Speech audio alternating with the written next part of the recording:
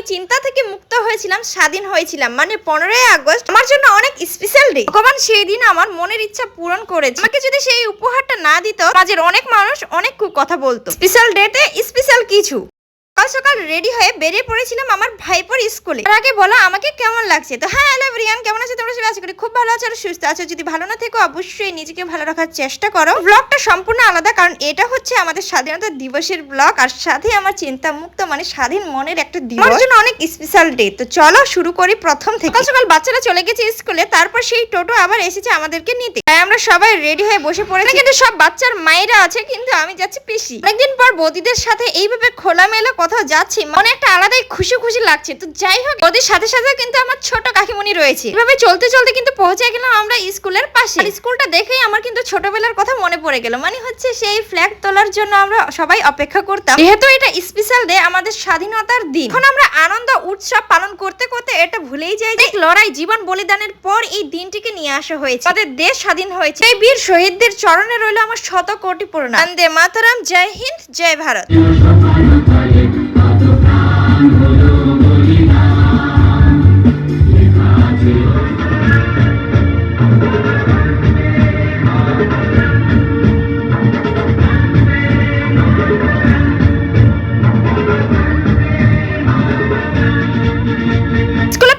দেরি হয়ে গেছিল আমাদের, তাই দেখি যে পতাকা তোলা হয়ে গেল। বাচ্চাদের মধ্যে ভাইপাকে খুঁজতে খুঁজতে চোখ লাল হয়ে গেছিল। আর পাপাই আমাদেরকে দেখে কিন্তু অনেক খুশি। পাপাইও কিন্তু একটা গানে ডান্স করবে। সত্যি কথা বলতে স্কুলের অনুষ্ঠানে যে কোনো প্রোগ্রামকে আমরা ইগনোর করি। বাচ্চাদের জন্য আমাদের সেখানে উপস্থিত হওয়াটা বেশি জরুরি। যে কোনো প্রোগ্রামে পার্টিসিপেট করেছে, আর সেখানে যদি আমরা যাই, গার্জেনরা যদি যাই, তাদের মনে একটা আলাদাই উৎসাহ জাগে। যাই হোক, এইদিকে দেখো ভাইপো কিন্তু নাচ করার জন্য রেডি লাইনে দাঁড়িয়ে পড়েছে, কিন্তু লাইনের অনেকটা লাস্টে ছিল।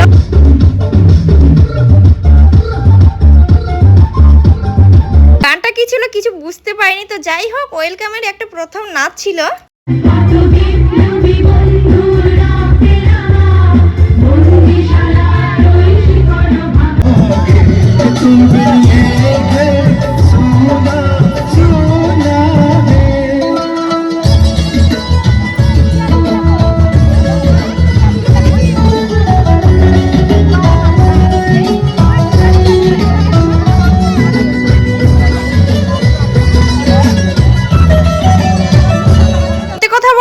গানটার প্রতি একটা আলাদাই ফিলিংস আছে। প্রোগ্রাম শেষে চলে গেলাম এবার স্কুলের চারিপাশটা একটু ঘুরতে। তো দেখো এখানে একটুখানি রেস্ট করে নিলাম। আর এইদিকে আমার বৌদিমণি সাথে মাগো সোনা, আর মাগো সোনা কিন্তু অনেকটা বিরক্ত হয়ে পড়েছে, কারণ গরম একদম তার সহ হয় না। যাই হোক, বেশি দেরি না করে বেরিয়ে পড়বো সেখান থেকে, কারণ আরো তো স্পেশাল কিছু রয়েছে, সবই তোমাদের সাথে শেয়ার করবো। আগে দেখো আমাদের অবস্থা। তো আগে বলেছি যে এটা বাচ্চাদের টোটো ছিল। তো দেখো বাচ্চাদের সাথে সাথে বড়রা মানে একটু জায়গা নেই। যাই হোক, অনেকটা কিন্তু মজা হচ্ছে। দেখতে পৌঁছে গেলাম বাড়ির পাশে, তাই কিন্তু আমরা টোটো থেকে নেমে পড়ছি। বাড়ি এসে ফ্রেশ হয়ে কিন্তু দিয়ে দিলাম একটা বড় ঘুম, কারণ এই গরমের মধ্যে অনেকটা ক্লান্ত হয়ে পড়েছিলাম। ঘুম থেকে উঠে আকাশটা দেখে খুব সুন্দর লাগছে, আর মনে মনে ভাবছি কি করা যায়। ওইদিকে বাবাও আসলো, কারণ স্পেশাল ডে রয়েছে, আর যেহেতু আমি বাড়িতে নেই, বাবার বাড়িতে আছি। আর অন্যদিকে বর্মশাইয়ের সাথে হয়েছে একটুখানি রাগারাগি, তাই কি করব ভাবছি। কিছু দূরে যাক, আগে ফ্রেশ জল খেয়ে নিই, তারপর যা হবে দেখা যাবে। তো যাই হোক, সেখানে একটু বসে থাকতে থাকে এদিকে দেখো আমার পুজোশোনা চলে আসলো। দিনটা কি সেটা তোমাদের বলি, যারা যারা আমার রেগুলার ভিডিও দেখো তারা অবশ্যই জানবে যে আজকে আমার পুজোশোনার বার্থডে, মানে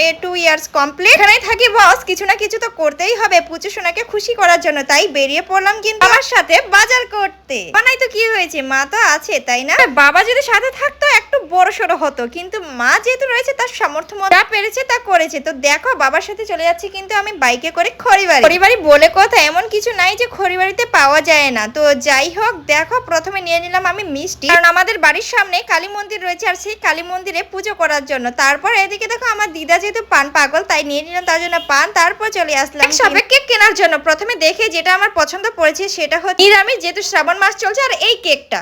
তো যাই হোক, সবকিছু বাজার কমপ্লিট করে বাবা করেছিল কিন্তু সবজি বাজার, সবকিছু কমপ্লিট করে চলে যাচ্ছে এবার বাড়ি এসে এইদিকে রান্নার কাজ শুরু করে দিয়েছি তাড়াতাড়ি। তো রান্না কিন্তু আমি করছি না, এদিকে রয়েছে দিদা আর কাকিমণি, আমি শুধু করবো এই লুচি। যাই হোক, বৌদি এদিকে মাছ ভাজা করে দিয়েছে শুরু। বললাম মায়ের সামর্থ্য অনুযায়ী, যেহেতু ছেলের রয়েছে জন্মদিন, পুচুসোনার মামি করে দিয়েছে মাছ ভাজা শুরু। আর এইদিকে কিন্তু ঝোল করার জন্য সেটা হয়ে গেছে রেডি। তারপর এদিকে তরকারি শুধু করবো এই যে লুচি। কেকটা তোমরা ভালো করে দেখো কেমন হয়েছে, অবশ্যই কমেন্ট করে জানাবে। কেকটা ছিল কিন্তু অনেক অনেকটা টেস্টি। তো যাই হোক সবকিছু রেডি, আমরাও রেডি হয়ে গেলাম। মা বলে যদি আমি শ্বশুর বাড়িতে থাকতাম হয়তো ভালো করে ডেকোরেশন করতাম, কিন্তু এখানে যা পেরেছি তাই দিয়ে করে। সবচেয়ে বড় কথা হলো বাচ্চাদের করতে হবে খুশি, তাই বাচ্চারা কিন্তু এই কেক নিয়েই ছিল অনেকটা খুশি।